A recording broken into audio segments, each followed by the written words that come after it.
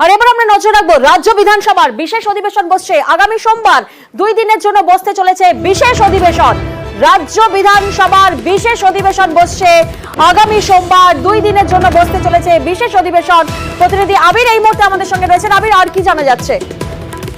তুমি জানো যে গতকালই মমতা বন্দ্যোপাধ্যায় তিনি উল্লেখ করেন যে ধর্ষণ বিরোধী কঠোর আইন করতে রাজ্য বিধানসভায় তারা বিল আনতে চলেছেন।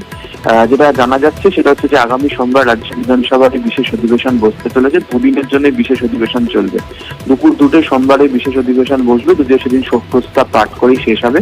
মঙ্গলবার বেলা 11টাতে বিল পেশ করা হবে এবং সেদিনকে আলোচনা। এবং যেহেতু এই মুহূর্তে সংখ্যাগরিষ্ঠতা বিধানসভার মধ্যে তৃণমূল কংগ্রেসের ক্ষেত্রে রয়েছে, ফলে বিল পাশ করিয়ে নেওয়ার ক্ষেত্রে তাদের কোনো অসুবিধা হবে না।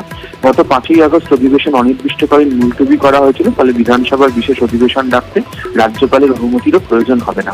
ইতিমধ্যে বিধানসভার বিশেষ অধিবেশন ডাকার জন্য যে প্রয়োজনীয় প্রস্তুতি তা বিধানসভার তরফ থেকে নেওয়া শুরু হয়ে গিয়েছে এবং যে বিলটিকে আনা হবে সেই বিল সংক্রান্ত বিষয় নিয়ে রাজ্য মন্ত্রিসভাতে সে বিষয়ে আলোচনা ইতিমধ্যে সম্পন্ন করা হয়েছে। বেশ,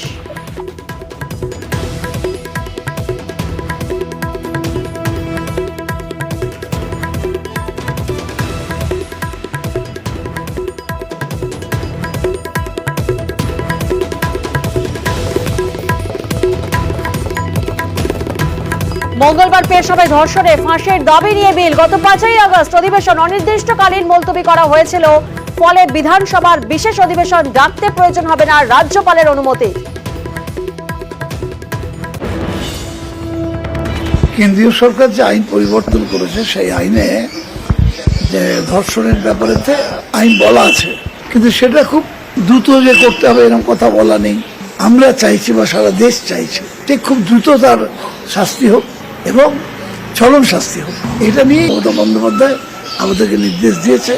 আইন পরিষদীয় মন্ত্রী, আমি কালকেই ফাইল তুলে দিয়েছি, চলে গেছে স্পিকারের কাছে। সোমবার দিন আর মঙ্গলবার দিন আপাতত এই 2 দিন রাখা আছে।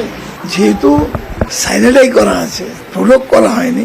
সাইনেডাই মানে হাউস ইজ অন, অর্থাৎ এখন যে কোনো সময় স্পিকার ডাকতে পারে। এর জন্য রাজ্যপালের অনুমোদন দরকার লাগবে না। এরপর বিলটা পাস হবে, বিলটা পাস হয়ে রাজ্যপালের কাছে যাবে, রাজ্যপাল কনসেন্ট দিলে আইন হয়ে গেল। রাজ্যপাল কনসেন্ট না দিলে তখন অন্য কথা ভাবা যাবে।